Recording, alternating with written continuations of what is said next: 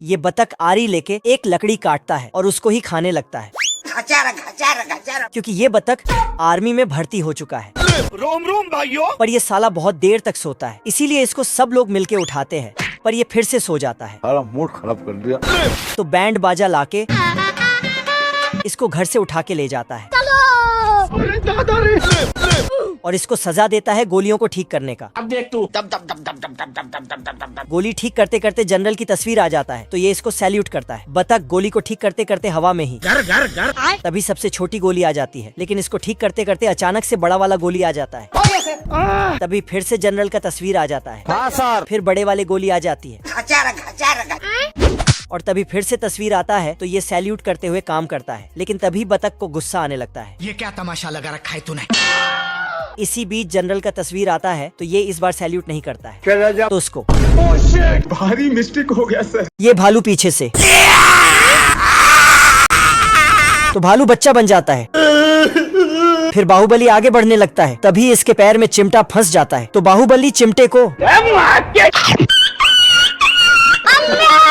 ये सुअर अपने घोड़े में बैठकर बाहुबली को ढूंढकर हराने निकलता है। रुक जा। और जैसे ही ये दोनों बाहुबली के एरिया में पहुंचता है, तो घोड़ा धीरे धीरे चुपके से आगे बढ़ता है और नीचे झांकता है। हेलो। पूरा कोहरा ही कोहरा। फिर साला नीचे कूद देता है, लेकिन नीचे आते आते बाहुबली ने बहुत से गाड़ियों का चमत्कार करके फरार हो चुका था। अरे खतरनाक लोग हैं। फिर सुअर और घोड़ा बाहुबली के पैर के पंजों में छिप छिप कर आगे बढ़ता है।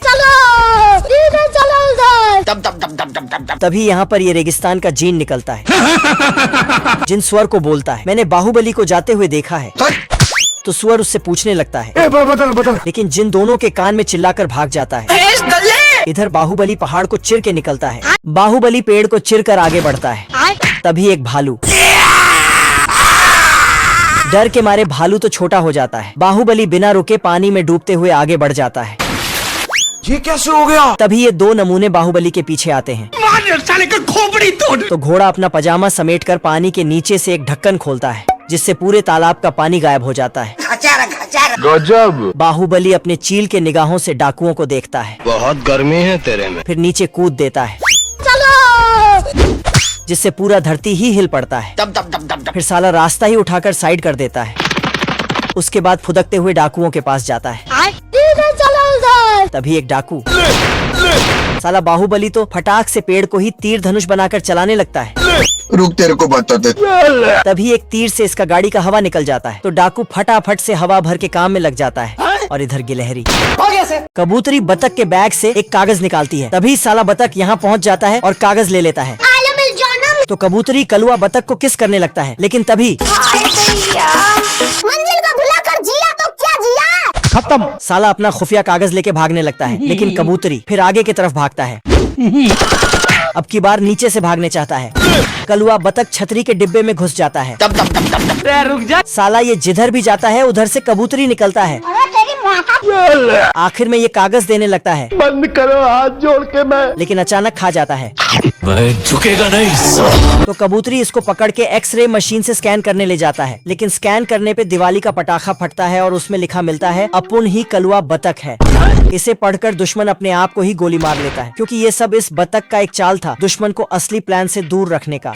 इस कड़कड़ाती हुई ठंड में ये बगुला मछली पकड़ने आया था, लेकिन पानी के साथ साथ इसका पैर भी जम जाता है।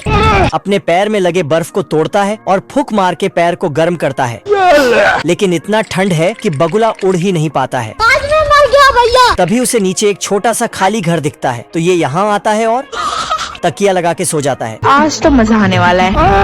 लेकिन तभी इस घर का मालिक कुत्ता आ जाता है।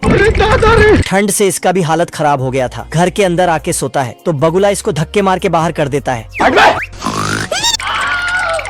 इसको कुछ समझ में नहीं आया, तो फिर से जाके सोता है, लेकिन साला बगुला ने घर ही साइड कर दिया। बाप रे। अभी भी इसको कुछ समझ नहीं आया। भाई यहाँ पे क्या हो रहा भाई? बार बार कुत्ता घर के अंदर जाके सोता और बगुला हर बार घर ही साइड कर देता।